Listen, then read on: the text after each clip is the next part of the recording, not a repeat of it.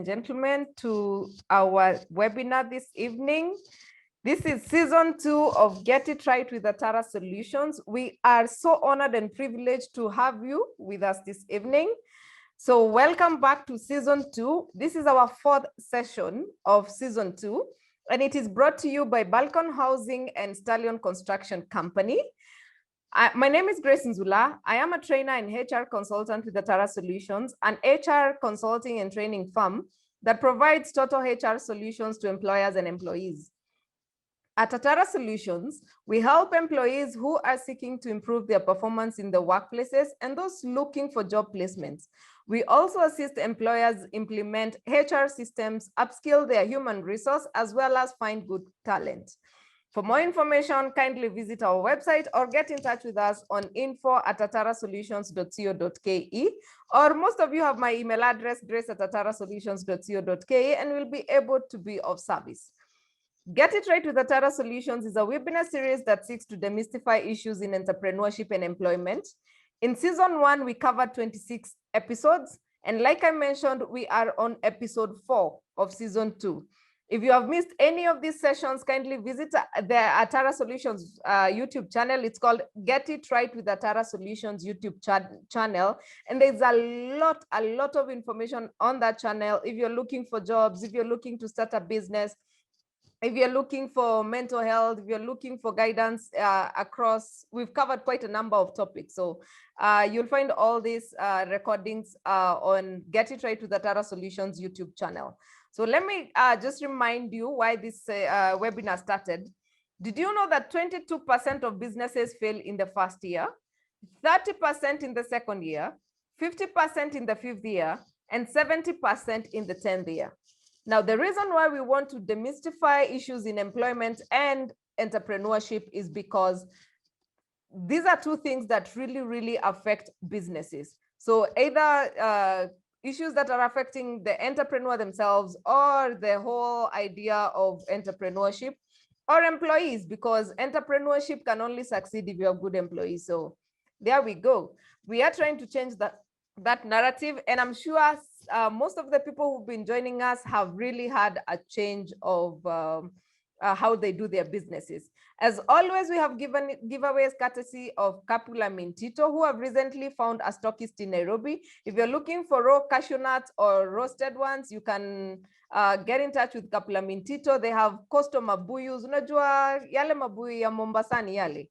Alafu kuna asali pia kwa Kapula Mintito. You can check them out on Facebook and Instagram. We would like to appreciate our partners, Graphics Broadcast Media, who have been enabling us to go live on Facebook and YouTube. They are not present today, so our session is not going to be live. However, they are dealing with some issues, and they will be back next week. So Graphics Broadcast Media, if you're looking for people to help you air your events, may it be weddings, may it be funerals, may it be work, whatever, anything that you need streamed live, they are your people. As promised, as informed, this session is brought to you by Balcon Housing, a real estate company incorporated in 2001. This company has successfully sold many parcels of land in different parts of the country. They provide both residential, commercial land for investors, individuals, and groups. They also offer property management services. They have a broad asset expertise complemented by their comprehensive property management services of mid and large properties. So if you're looking for broti maguta ama unatafuta mtu wa kukumanejia ile you know, someone was saying that our retirement plan is put up rentals and you're done. So if you're looking for people to manage that for you, because it is as stressful as they come. So talk to Balcon Housing, as well as a Stallion Construction Company if you're looking to do anything in construction, repairs, whatever. Talk to Stallion Construction Company. I am honored to introduce the speaker of today. She is a lady who my daughter looks up to, and I am really privileged to be hosting today. Allow me to just read out her profile, because it will be hata sidhani ninataka kuedit sana, because by the way, she's within the youth bracket. So musidhani hizi vitu zote ni mtu wako na 50 years, 60. Ujiambia hata mimi ninangoja nifike hapo. So Rose Wachuka Macharia is an advocate of the High Court of Kenya, whose deepest professional and life purpose is to protect the human dignity of all persons. Obviously, she's gone to school. I will skip that. Rose works at the Ministry of Sports, Culture, and Heritage as the Chief of Staff and Advisor to the Minister on Policy Affairs. She has previously worked in the Ministries of Foreign Affairs and Education, and was also the youngest member of the inaugural Supreme Court of Kenya, where she worked as a law clerk to the court, contributing to Kenya's groundbreaking and indigenous constitutional and electoral jurisprudence. If you are following the interviews for our next CJ, I'm sure you heard of jurisprudence, and I'm sure you've Googled what that means. She is a board member of the Anti-Doping Agency of Kenya, driving vital anti-doping policy and practice in Kenya. Rose has served on the advisory board of Africa Youth Movement, the largest youth-led movement in Africa, monitoring country and continental leadership through youth hubs located in 8 countries across Africa. Where? Rose is a founding member of the inaugural cohort of the Young African Women Leaders Network. She co-founded the Lean Acre Africa Network at the University of Oxford, Linacare or whatever college, to provide opportunities for African students to study at the University of Oxford, United Kingdom, and was recently appointed the African Union's Youth Front on Coronavirus as a public service partner. She has actually co-authored academic papers alongside Professor Yash Palgai, among others. She is a proud Chauvinism scholar, Oxon 2015, and holds a prestigious Moran of the Burning Spear. By the way, if you saw our flyer, the MBS pale mwisho stands for Moran of the Burning Spear, which was given bestowed to her by the President Uhuru Kenyatta in 2019 for outstanding and distinguished service rendered to the nation in various capacities and responsibilities.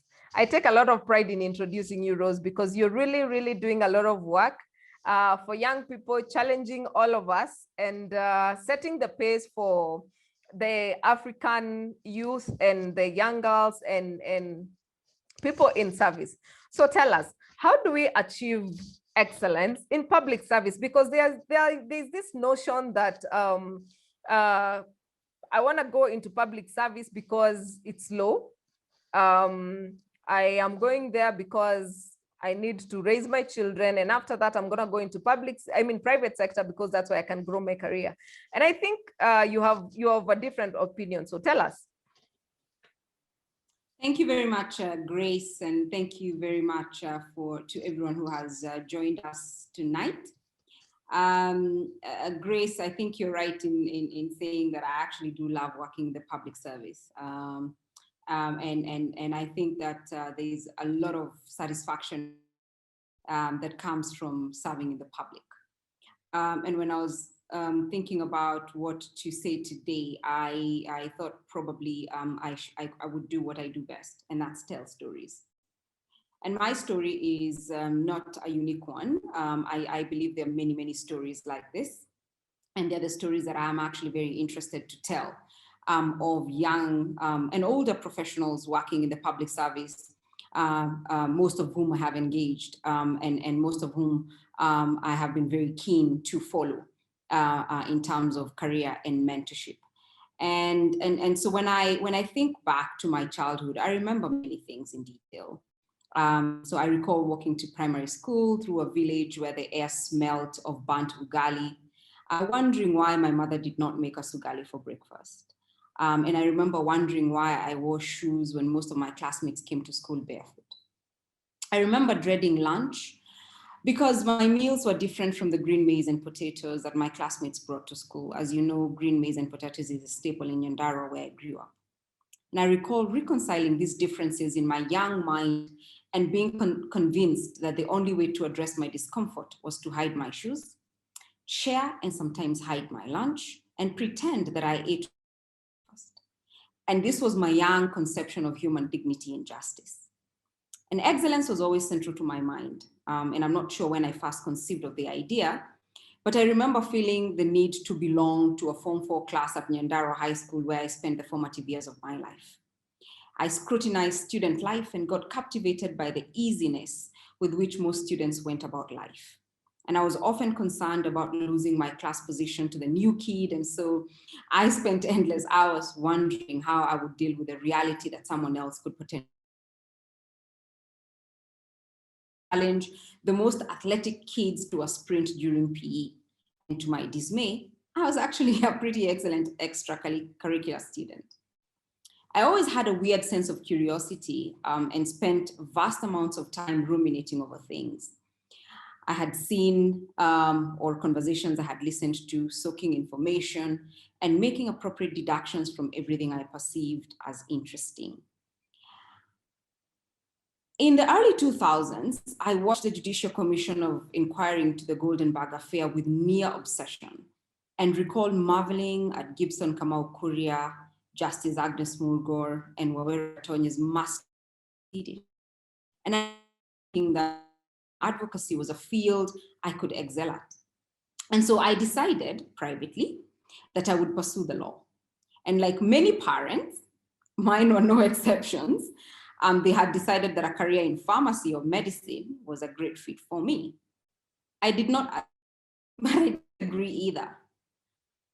I had made a pact with myself that the law was an interesting enough life companion. It would dawn on me that the value I was embracing as a life companion was actually justice.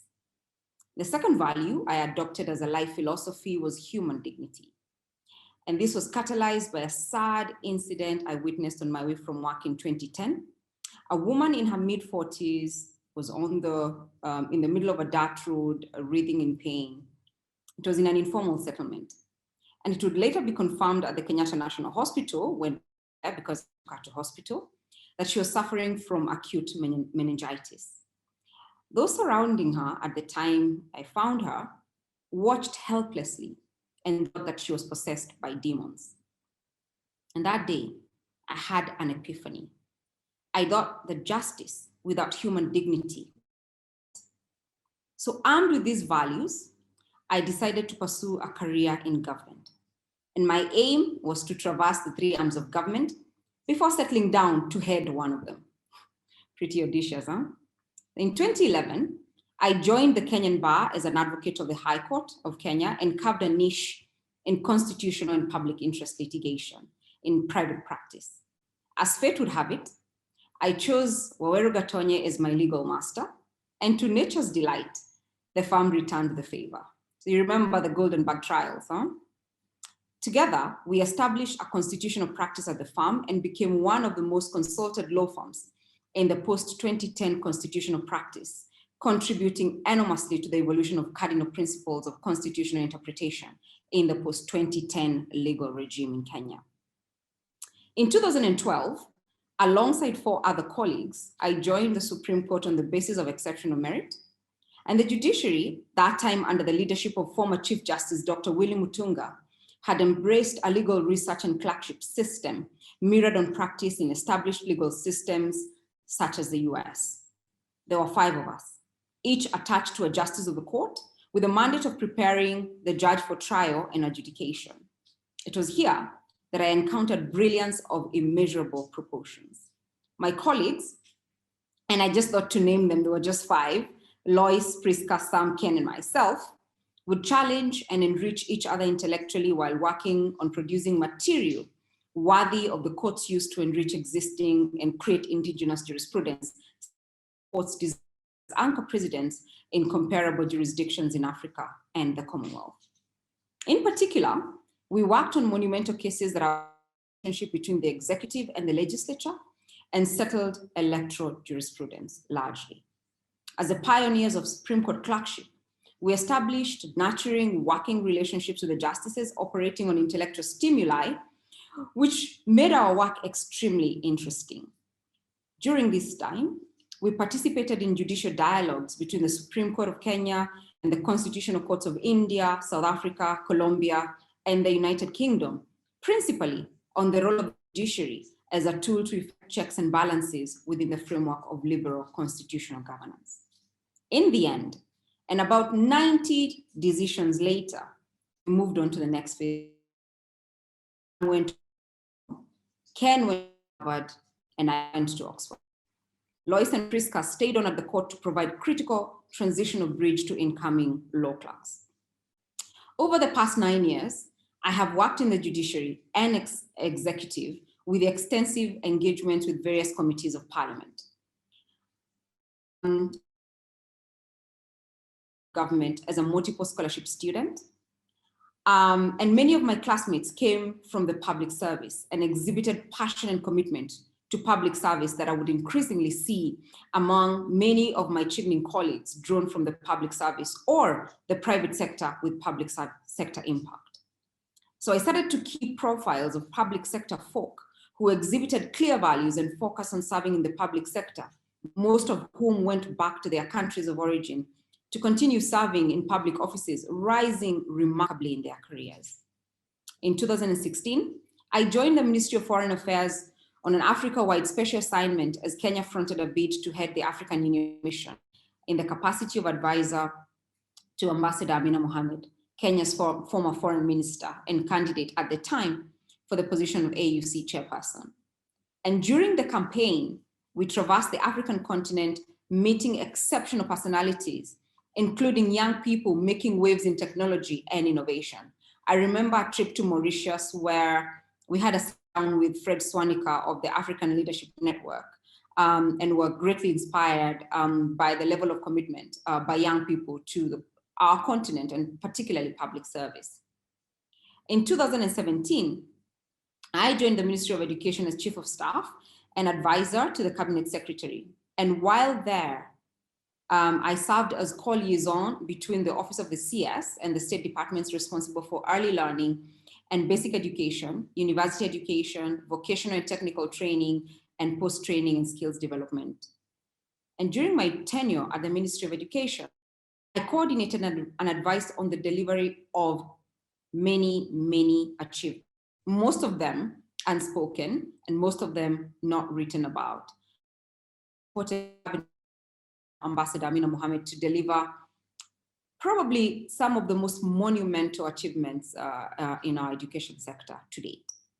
And one of which was the delivery of the 100% transition from primary to secondary education in 2018-2019, making Kenya the first country in sub-Saharan Africa to achieve this accomplishment. We also conceptualized and produced a manual for school safety, prevention and response to school-related sexual and gender-based violence that is still in use today. We co-created a first of its kind in partnership with the Muscat Foundation under the Young Africa Works model to train and transition 5 million young Kenyans into decent and fulfilling work. Supported the development of the mentorship, disaster preparedness, and competency-based curriculum policies, among many, many other accomplishments.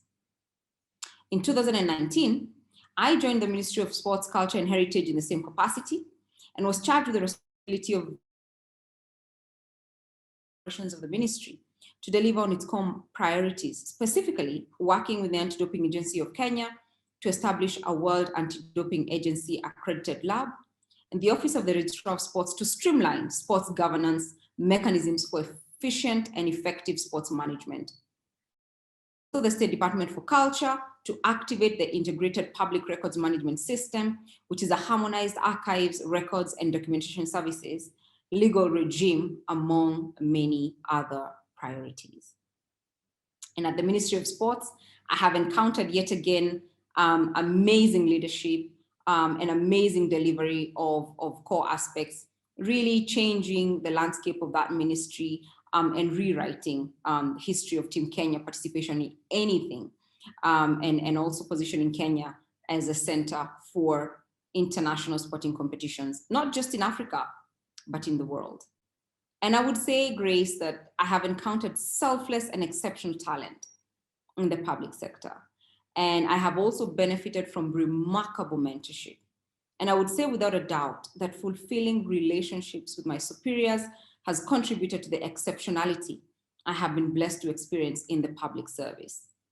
And I pay homage to Chief Justice Dr. Willie Mutunga, Deputy Chief Justice Kalpana Rawal, Lady Justice Njoki Ndongo, and Justice J.B. Ojwang at the Supreme Court, justices who continue to hold a special place in my professional life, and without whom and whose guidance and mentorship, life at the Supreme Court would not have been as exciting and as fulfilling as it was, because they allowed us, myself and colleagues, to fully exercise our minds, object, challenge, engage, and deepen our legal brains in the deepest way possible.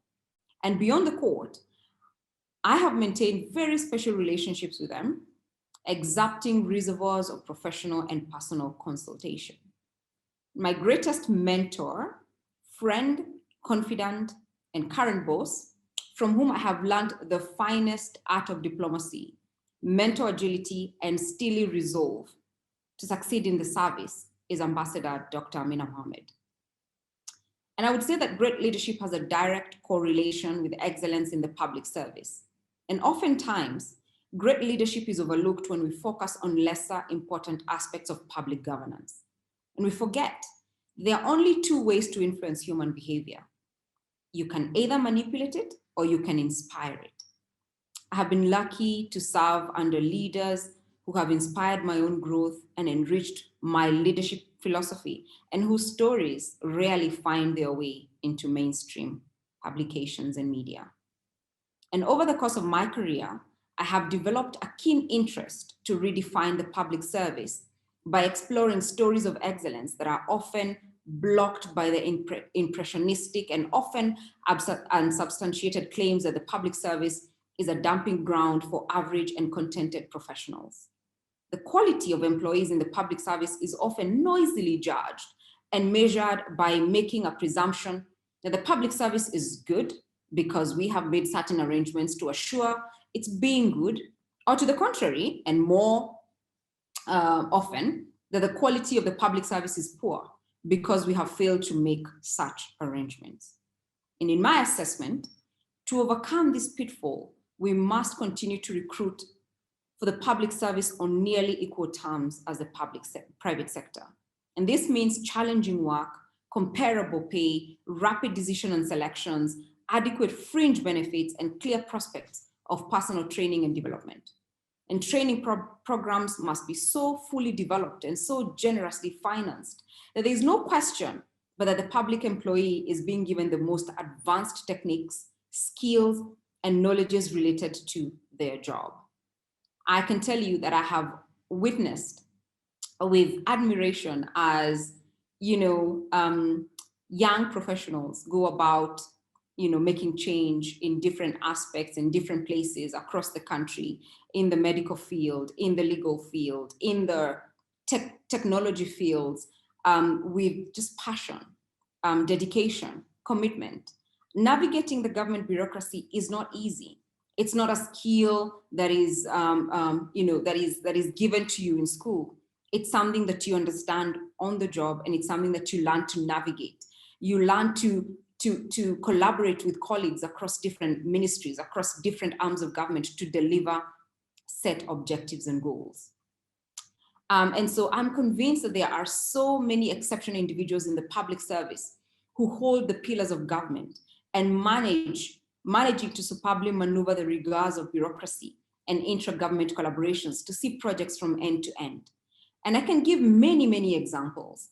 Some of my closest colleagues, some of the people that I've worked with on projects who continue to inspire me to date to really work over time, not look at my watch, not consider what day of the week it is, but just consider the two values of human dignity and justice that are important to me, and many of the values that are important to them, and that give them a reason, the why, to work in the public service. And the most advanced and most objective techniques possible should be used to determine how good public servants actually are, because they are exceptional. And if we do not use these tools, we shall continue to be handicapped by the combination of ill-developed assertions and impressions that have clouded our efforts to identify and do some genuine excellence and recognition in the public service. Grace, I submit, I'm ready to have a conversation, which probably, in my view, is the most important part of this conversation. Thank you. Thank you, thank you, thank you. I can confirm that you went to school. Your eloquence is really excellent. I will tell your mom. She did not waste her school fees. You have muted yourself. Yeah, no, I'm saying mom must be here somewhere. Oh, yeah. Mommy, you did not waste your school fees. We can hear it. I really like what you've spoken about, talking about having good leadership and working with mentors, people of great minds, people who are setting the pace for you. But there's a question that has come. How, from Mukunya, who's saying, how is the public service leveraging on technology to enhance delivery of service? But before we ask Mukunya, we answer Mukunya, allow me to ask a question that had come in earlier. Somebody was asking, can I work in both public and private sector, rather be a civil servant or a public servant, and as well as run a business or have two jobs, so to speak? I think if you're gifted enough to be a master of your time, be disciplined enough to give to Caesar what belongs to Caesar, in that, put in hours where they're supposed to be put in, and passion and just delivery and meet your goals. I don't think any human being is limited in what they can do. But that requires exceptional discipline. It requires exceptional mastery of time. And if you find yourself torn between two things, my personal philosophy is posed to ask, where is your passion? Why do you do the things you do? Because in the end, that is what will propel you to be greater than your competition, and be greater than the people you're competing with. So if you're passionate about something, it's going to be clear that you're passionate about it. And that's the path you're meant to take. So I often say that entrepreneurship should not be treated as a part-time job. I think it's a phenomenal venture. And I think if possible, people should give it, and you just gave us statistics. And duality causes some of the various failures we see in our SME and MSME sector. So if you're passionate about government, get in and be excellent at public service. If you're passionate about entrepreneurship, go and be a great entrepreneur and support people who are working in the public service, if that is what you would like to do. Excellent. I hope, Robert, you've gotten your answer. There's again, Robert is asking, I'd like you to, oh, wait, no, not that one. He wants to connect with you on LinkedIn. But the other question was, how does one get to study out of the country? Yeah. Well, the easiest answer I can master, and what I've said to many of my friends whom I have supported to apply, is the difference between studying out of the country and not is finishing the application process. It's often a rigorous process to finish that application process, but usually when you finish it, you're 60% there. And so I remember when I left university, I subscribed to Advance Africa, scholarships.com, and all these other aspects of scholarships, Advance Africa, opportunities. And so I always knew when vacancies were coming up. And then I identified what I actually wanted to study and started prepping my profile for it. So I knew very clearly that I wanted to go to the Oxford School of Government.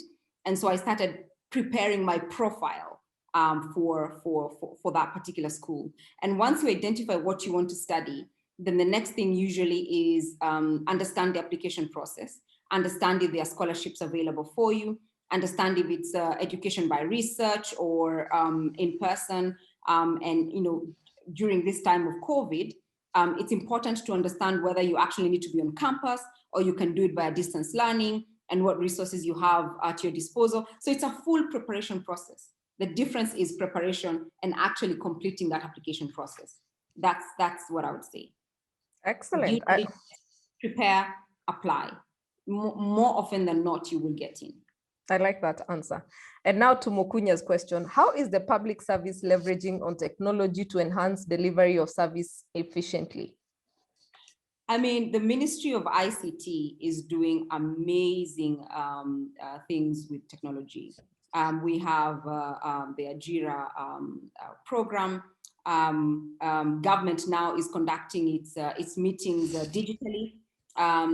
Cabinet meetings are digital with the highest level of technology. We run meetings at the ministry online, and COVID has allowed us to really pivot towards the use of technology to deliver service. And if you look at Huduma services across the country, they've largely gone digital. If you look at education and NEMIS, if you look at the identification programs in government, everything has gone digital. And I would dare say that government is setting the way. I mean, and doing very, very, very well on leveraging technology to enhance and enforce efficiency. If you want to access immigration services, it's digital. If you want to access any form of service, it's all digital. So in that way, I think government is leading the way, but also enabling policies to ease use of technology, ensuring that custom duties are waived on technological goods so that we can spur use of digital technologies in the country. And I think that the mobile telephony aided by enabling government policies has set Kenya apart as a leading global technology hub in the world. Excellent. I think that has covered a lot. I think we will see the fruits of that in a couple of years. It started, so I think we're on the right path. Vincent Oracle is asking, how do you navigate mediocrity and status quo in public service? Well, it's part of what I've said. Some of these are misconceptions. In any workspace, in any corners of our lives, I think you will encounter people who are less passionate about what they do, or people who are apathetic about what they do. Public service, private sector, civil sector, there are no exceptions, right?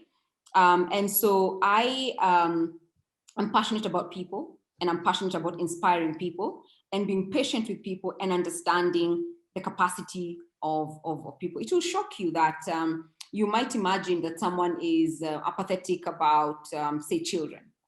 But they might be very passionate about the elderly. They may be apathetic about administration, but they are very passionate about mental aptitude, mental work and mental skills. And so, just as a line manager, I often give people the benefit of doubt, and I don't judge on the basis of mediocrity or laxity. I judge on the basis of skills, and I try to find out where each and every person's heart beats, because there's a place. And once you understand that place and you're able to inspire movement towards that competence and that capacity, then more often than not, you will see a change. And unless, of course, you have a case of stubbornness, in which case, you quickly get that attitude out of the way because you don't want it to impact on the entire team. So very, very few cases I've come across very stubborn people, people who will not collaborate, and people who are just, who exhibit an attitude of mediocrity. And more often than not, just I'm very candid, get out of the way, because, the rest of us want to keep it moving. But if you're willing to be part of us, we will support you to really engage the deepest and most passionate yourself. Excellent, excellent. There's an interesting question, and I like it because it's for HR people. This is part of us. What is your opinion on performance contracts? This is from Yedumoro, where I know who you are. What is your opinion on performance contracts in public service, and what affects service delivery? I think performance contracts are a good tool to monitor performance. I can tell you that we take performance contracts very, very seriously, and we often have a very elaborate reporting mechanism in government to track delivery of services on the basis of performance contract. And there's a rating method. And so you know that if you're not delivering your goals in line with your cabinet secretary's performance, then of course you're pulling the effect or the ranking of the ministry down. And there's an entire department on delivery within the Office of the President that is focused on ensuring that performance is tracked across ministries. And so I think it's an amazing tool to harmonize delivery and to keep ministries on toes in terms of what is being what the focus of ministries is and what needs to be improved. I think it's a fantastic tool to really track performance. If it's used correctly, I must add. And I dare say that it has been, as far as I'm concerned, and in the ministries that I have served. Okay. Engineer James is asking, we know of few good civil servants. Many people suffer at the hands of civil servants who are meant to offer good service to wananchi. The truth is, corruption is real in public service. What do you have to say? Well, I don't think anybody wants to be put in an all bad basket. I think we've had instances in the past where delivery in the public service has really suffered.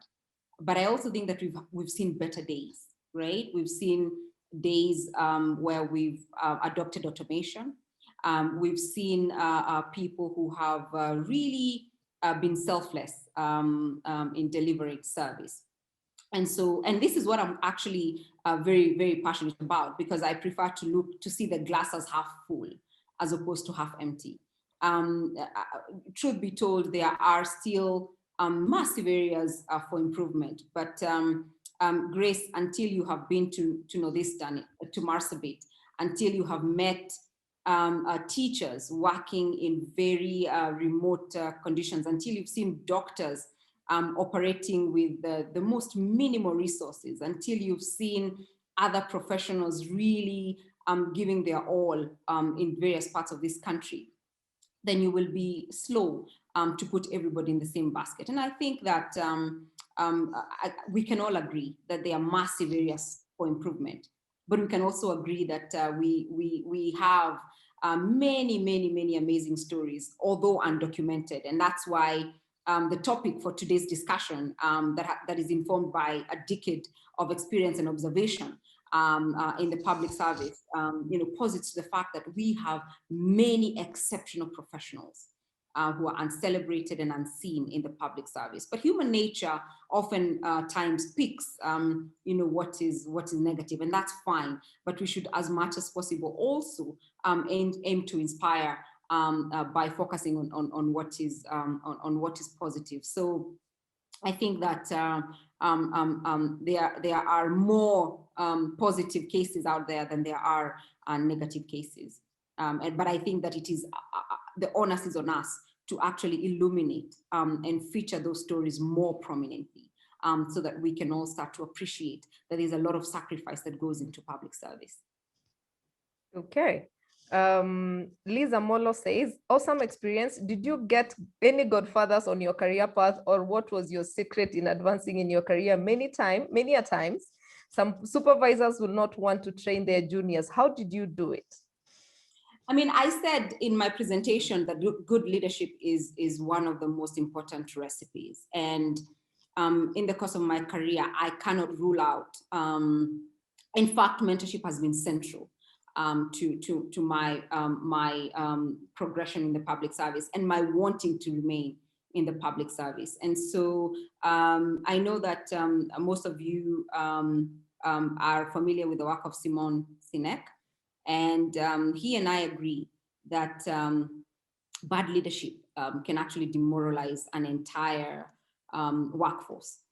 So I have been very fortunate to actually work with people who are great mentors and who have allowed me and the people that I've worked with to actually be in full expression of ourselves. And these stories are the norm. I mean, the exceptions are very, very minimal. I have many colleagues across the public service who really serve passionately under amazingly great leaders. But that element of great mentorship and great leadership is quite central. And I would also say just seek out these mentors, because and by putting yourself out there, you will never be recognized for being the person who sits at the back of the room, and you will never be recognized for being the person who dodges the assignment. Nobody will recognize your efforts if you're the person who is always criticizing your colleagues who are hard at work in the field. And so if you put yourself out there, I bet there will be someone who can recognize that effort and who will, using their own experience, hold your hand and lead you through the channels of public service. And as I've said, I've been very fortunate to have those mentors and continue to have those mentors who have also become personal friends. But it's exacting, it's demanding, because you have to challenge yourself to be the best version of yourself, because these mentors are who they are because they've explored their full potential. So yes, it's a great factor. Mentorship and good leadership, good leaders who mentor younger professionals is a core element in learning the ropes and excelling the public service. I think one of our speakers 2 weeks ago said the same thing, that you need to put yourself out there, you need to have good mentors. He was actually talking about making it in entrepreneurship. So I think we can relate that excellence is a result of hard work, putting yourself out there. In fact, I remember he made a joke and said, sit at the front of the table. Even if they ask you to move, at least you'll have eaten the table food, Yeah. I remember every time I went with CS Amina to important meetings, I often felt, very small. I felt like an imposter. And she would, and in most cases, we would be the only two women in the room, which made it even more complex. And you would have other ministers, and I would pull a chair behind somewhere, and she would always, make sure that I sit beside her. And that is what I'm talking about: mentorship, building the confidence of people who work with you and around you. And now I know better to do the same for people who work with me in the future, but also to put myself out there. Even if you're told to move, it's fine. You can move, but at least with great humility, because humility is also key, that you're able to make sure that your voice is heard and that you contribute, because these opportunities may not come very often. It's the worst thing to leave a room feeling like you should have said something that you did not, or you should have made a contribution but shied away from it. Which is why courage is in bold letters in my life, because I wouldn't say that I'm always courageous to go after things, but when I remind myself that, if not for myself, then for the person who comes after me, it's important to put myself out there. Excellent. Wycliffe Musembi says, with this great experience, how can you bring on board scientific reward system on genuine excellence at lower levels for public servants who do great work? That's a great question, because when I was at the Ministry of Education, I remember we lobbied very hard for Parliament to increase the allocation to research from 500 million to 3 billion. And that happened in 2018. And the National Research Fund actually started to run programs to reward researchers, young researchers. And we also expanded the scholarship programs for scientists to study in China, Japan, and other countries. So those reward mechanisms, because I think the Ministry of Education still has a pool of scholarships, from Hungary, from Japan, from there's a pool, an entire pool of scholarships that exist between countries and domiciled at the Ministry of Education that are meant to reward young scientists to excel. The National Research Fund is also an amazing enterprise. And I work with some of the best scientists at the National Museums and at the Institute for Primate Research, some of whom have gone on to nearly win the Newton Fund. So I think that government capitation of research and science has increased. I think we can still do much, much more. We were scheduled to host the the Einstein Forum last year, but that was postponed because of COVID. Continue to collaborate with international scientific organizations to make sure that we can showcase the excellence of our scientists and grace the difference between access and non-access is actually information. So this information is available on the Ministry of Education website, and people who are willing to pursue scientific or science-based PhDs and careers can benefit greatly from scholarships that are offered by other governments to the government of Kenya. All right. Out of experience, and especially people in the private sector, I'm sure, we have suffered in the hands of public servants. I personally acknowledge that there are some people who really, really work hard to keep the ball rolling. But on the flip side, there are people who are really dragging the others behind. How do we strike a balance? What do you think we should do as a country? Well, I think as a country, we should demand more accountability mechanisms for the public service, right? And then we should find mechanisms to report these cases. And now we have access to social media. We have access to, and especially the tool of social media.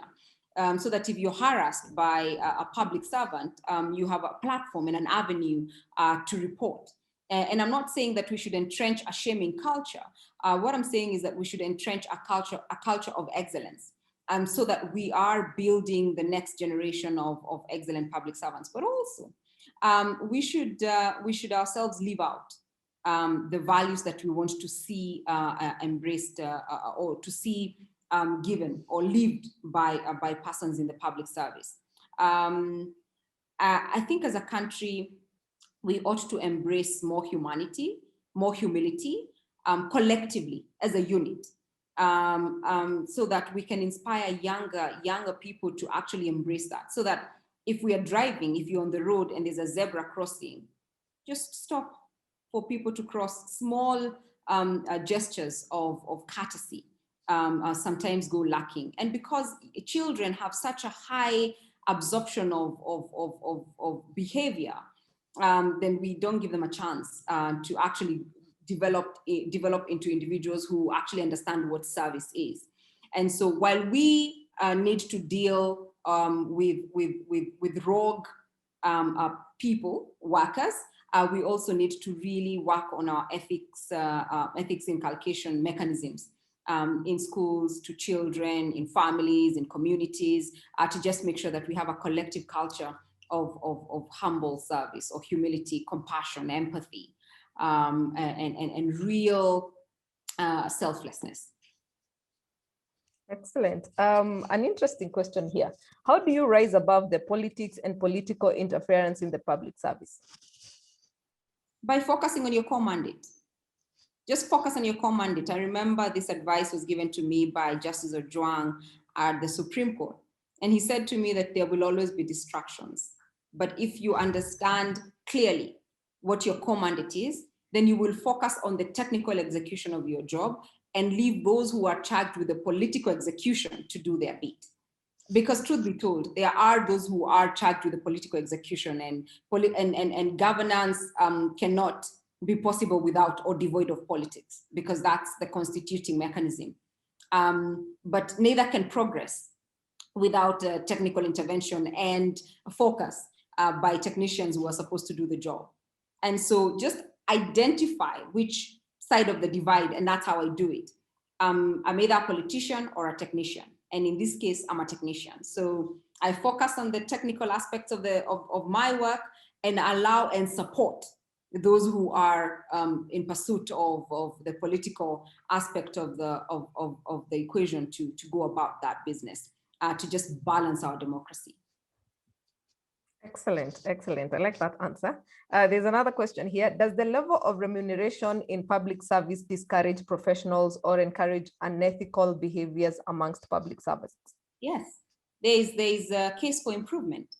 But also, if you consider the public wage bill, if we unnecessarily expand that public wage bill, then we tank the economy.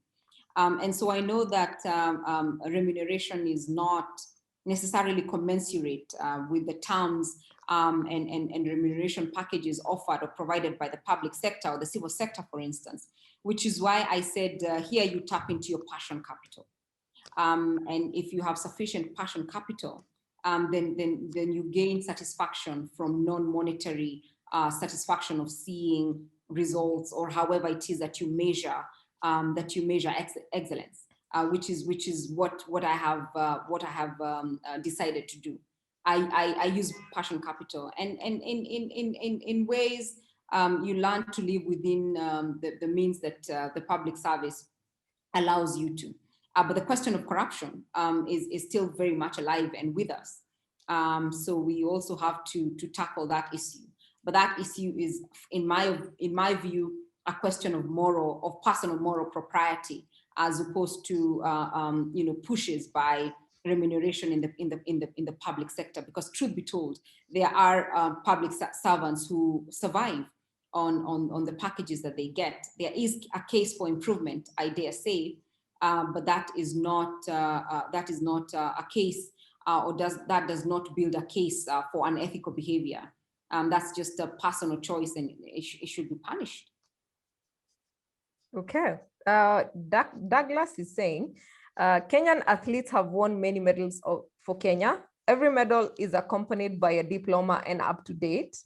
The gold, silver, and bronze is commended. I wonder what value does the diploma has, and why it doesn't score in any way to add value to sportsmen and women and youth.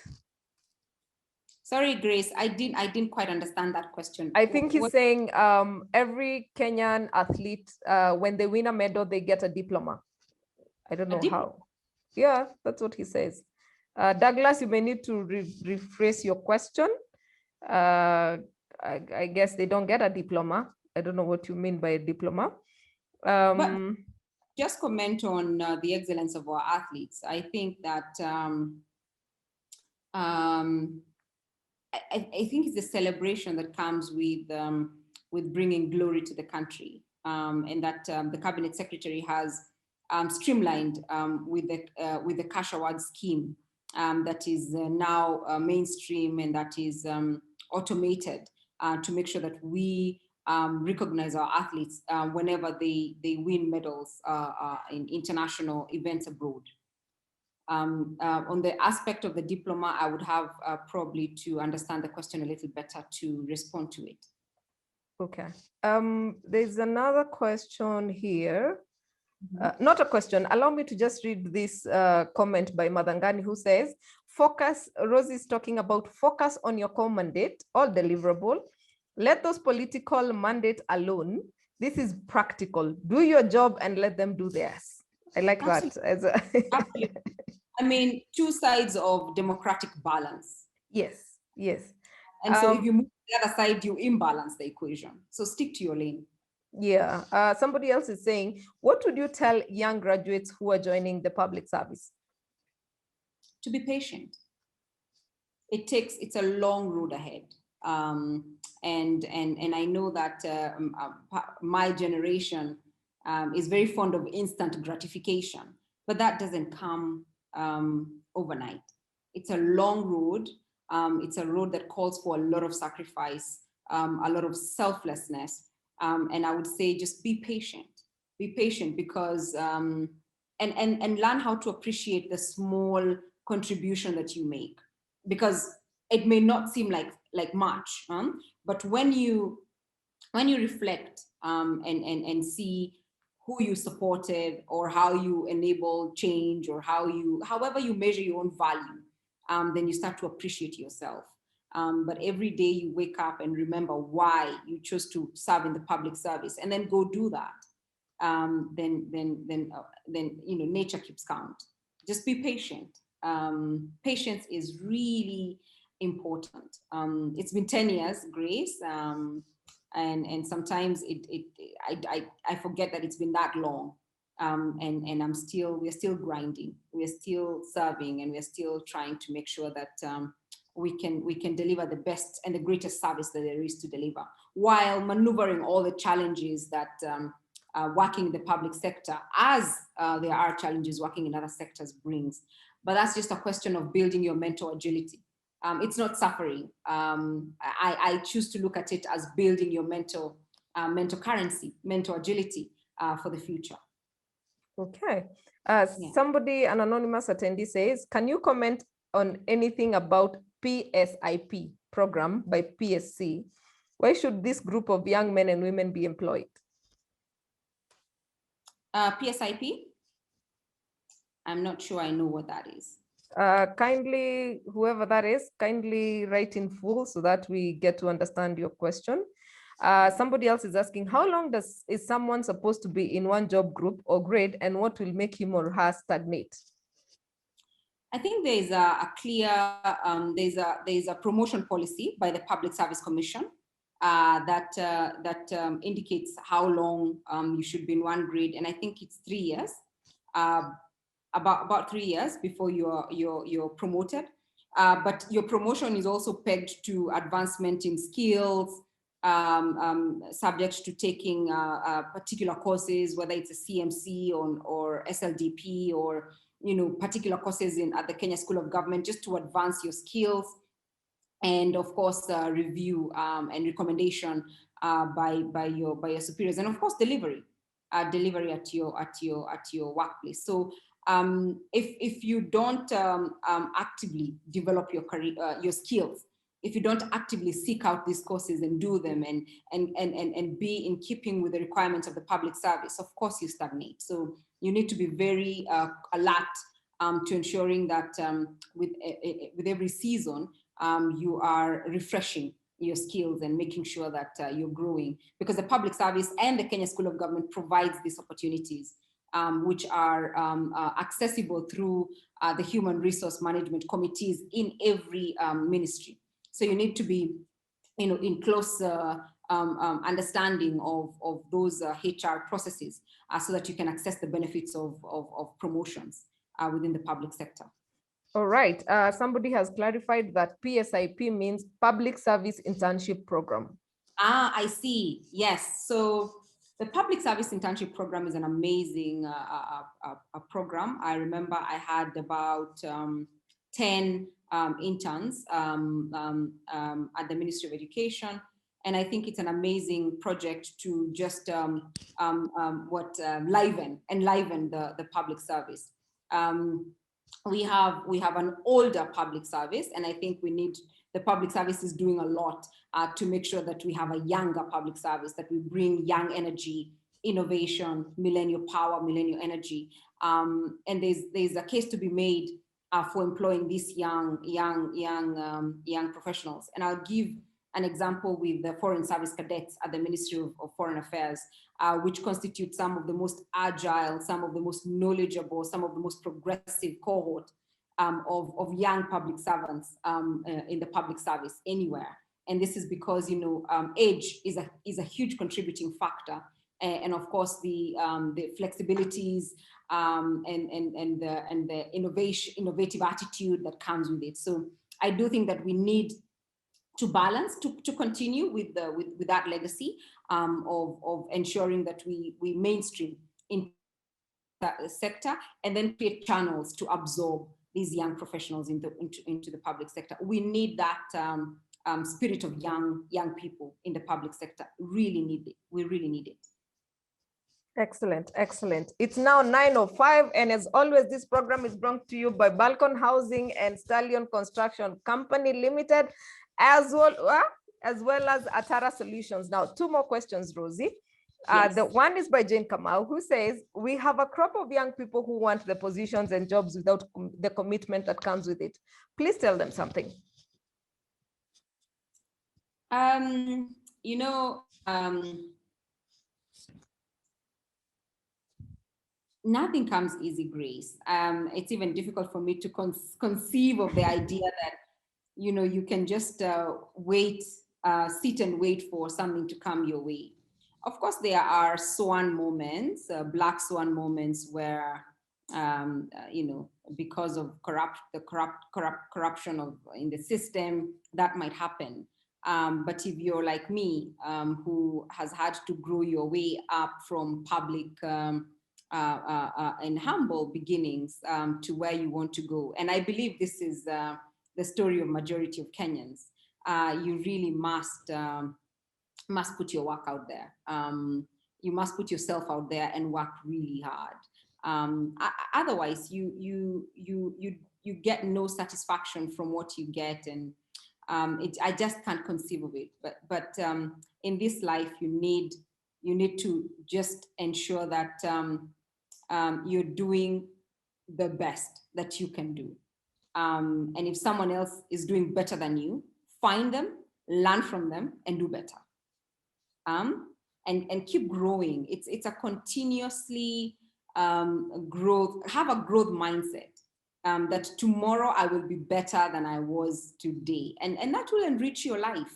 It will enrich your life, and it will enrich the lives of others around you. And so it's not you're not courting suffering, as I said. You're courting personal satisfaction and fulfillment through the output of your own work. It's very enriching. It's very fulfilling to have and to keep that growth mindset. So, okay, excellent. Before we take Dr. David's question, who is asking about how you balance yourself with family, social life, and professional life, somebody else is saying, so you've said that one needs high passion to serve, but you also have bills to pay and save. Is this possible with public service pay, or are we saying public servants must always have moderate lifestyle? No, not necessarily. Because again, I've said you need to understand your why. If your why is monetary gain, then please take the highest paying job. If your why is really to make money, there are ways to make money. But if your why is to serve, then please go serve, and accept that through service, you might live a modest lifestyle, and that comes with the territory. So it's just a matter of understanding what it is exactly that you want. What is it that will make your heart sing? If money will make your heart sing the loudest, then go after money. And there's nothing wrong with that. You know, there's nothing wrong with pursuing wealth and working hard for it. Please, if that is your why, you want to live a good lifestyle, you want to be wealthy, you want to make money, by all means pursue it with every single passion you would, as you know, every single blood in your veins. Yeah. If you want to serve and you're clear that you want to serve, then go serve. But understand that while you serve, you might also have to adjust to a modest lifestyle. Yeah, it comes with the territory. You just choose your why and choose your, what you want to achieve. Okay. It's 9:09 and we are already 10 minutes into our time. So how do you balance your life, personal life, and professional life? It's a mirage. I don't. There's no balance. It's a dance. Today you understand how to go about it. Tomorrow you don't.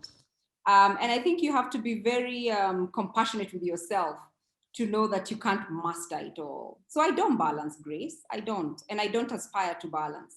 It's an imperfect life, but it's perfectly beautiful because I don't know by whose metric metrics are meant to balance my life. But if today I feel like I have everything sorted out and everything in place, then it's a good day. It's a good day. And if tomorrow I wake up and I'm struggling, and I'm compassionate with myself and I understand that I'm struggling, then it's a great day. I have that realization. So no, I don't put myself, I don't pile on myself the pressure to balance. It's a dance. Every day comes with nuances. Every day comes with new challenges. And my mantra is to keep growing and to keep going. You know, whatever the day may bring, no day is like the other. So no, balance is a mirage in my view. I don't think there's balance. Okay. I think it's 9:10. Oh my God, my people. Walter Otieno, I have seen your question. I am so happy that you are a product of the PS. You know, Grace, we can keep the people who want to stay because I have time. Time. Then maybe we can take Walter's question. He's saying, I am a victim of, I don't like the use of the word victim, but I am a product of PSIP. But, okay, let me just take the other question. PSIP has an issue of offering 1 year experience and then disposed of back to an employment slot. What's the possible remedy? I think a possible remedy would be absorption by the government. That would be one. But if that line is not open, then I think you know, we cannot despair. I know that we are struggling with unemployment as a country, and I'm very alive and very aware. Not just Kenya, especially post-pandemic, unemployment rates and levels have skyrocketed. So I think that probably a government needs to explore a way to absorb exceptional persons who go through the PSIP program. And we also need to open ourselves up to really more skills, diverse skills. We need to allow ourselves to be ready to work in non-traditional fields, non-mainstream fields, and to really be agile about crisscrossing between sectors, because really that is what the modern circumstances are requiring for us to do. And the idea is to keep a very open mind. And I know that it's not easy, and it's easier said than done. And I have been, you know, I have had to grapple with decisions to change skills, to move career lines, to, you know, adjust to the circumstances of the day. But I know that we are all struggling with different things at different lengths, at different levels. And so I'm very aware and alive to that. But I also know that the human mind is capable of exceptional things. And I know that if you get that 1 year experience, then I would count myself luckier than a person who didn't get that experience. And I would use the skills that I have learned to try and do something else in any sector, to try and build something, you know, for myself, others, yeah. Okay. Cyrus Kiarie, I've seen my Nanyuki team. Cyrus is here, David is here. David was recommending that you become the African Youth Ambassador with your inspiration. Cyrus is, yeah. Well, my best friend just retired from that position, so I have been through the rigors of that position vicariously, and it's I wish the next person well. Cyrus is saying, where is the line drawn between public service and politics? I think that there are clear mandates, and if you are an elected member of parliament, then you are a political person and your realm is politics. If you're an appointed judge, then you have no reason to venture into politics, and you should leave politics to the house that's, you know, supposed to do that. So basically, I would say that if you are a political appointee, then probably you have to understand how to navigate the realm of politics. But if you are a person who's employed in mainstream public service, then you must also understand that you are employed to advance the technical aspect of the public service. Sometimes there'll be overlaps, but I think we ought to recognize these overlaps and ask ourselves the main question: what is my core mandate? And usually your intuition will tell you that you're veering off into a landscape that's not yours, and so you should always bring yourself back to the center. So there's the three arms of government and the separation of powers. Our concept has helped us to demarcate the lines between politics and technical application of ourselves in the public service. The Constitution also lays out principles of the public service and what you should do, and it gives clear boundaries on who can run for office and who can serve in the public service. So these things we have guidance from the Constitution. We have clear guidance from the Constitution, and we should follow that. Any demarcation usually is not proper, and yet people do that, not because they don't understand the boundaries, but because they want to cross those boundaries. Excellent, excellent. I'm seeing Catherine Wanjiro asking about career gaps, whether the government considers people with career gaps and no experience. I think it depends on which level you're going into, right? Yeah, but I also don't, I think that the no experience aspect should be covered by volunteering. I believe, volunteer experience is experience. And so if you find yourself having a gap, just fill that gap with something that can continue to add on to your skills, whether it's an online, something you're doing online or something you're doing with your community. I remember when I finished Form 4, I used to walk for 10 kilometers to volunteer in a school near home, just because I wanted to not have that gap. But I know there are many opportunities, and there are many people who need volunteers, and many people who have skills that can be enjoyed by other people while we wait for remunerated work. Excellent, excellent. Allow me to just end this session now. It's 8:20, and I know we can be here all night. Thank you very much, guys, for joining us. Thank you, Rose. You are an you've done exemplary well. Hey, you've done quite a good job. I think we have an inspired group of young people and old as well. And I'm sure you are set for greatness. And thank you for actually being here. Thank you, Balcon Housing, for partnering with us, and Stallion Construction Company Limited. Your support is very, very well appreciated.